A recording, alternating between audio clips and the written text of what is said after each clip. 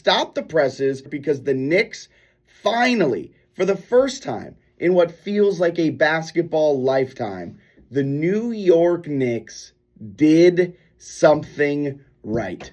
They fired Tom Thibodeau, and we do have to give him his flowers. This is the guy who dragged the team out of nearly a decade of being irrelevant. He took the Knicks to the playoffs in 4 of his 5 years as the head coach, took them farther than they had been since 2000. He got Madison Square Garden sounding like Game 7 of the finals on a random Wednesday in February. He breathed life back into the mecca of basketball, and yet firing him is still the right call.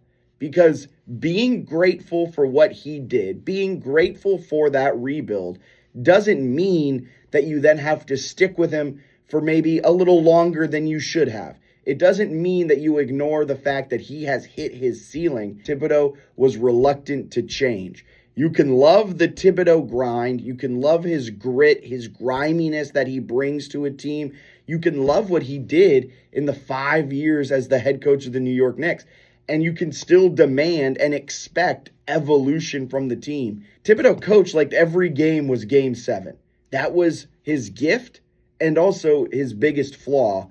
This team is very good. They have the pieces. You don't need a culture setter anymore. That's what you brought Thibodeau in to do. You brought him in to demand greatness. You need a guy to reset that culture, and he did that. Now you need a closer, you need a tactician, someone who can come in and scheme things up and do things that Rick Carlisle is doing, do things that the OKC head coach Mark Daigneault is doing, where they are capable of evolving and capable of making adjustments. And guess what?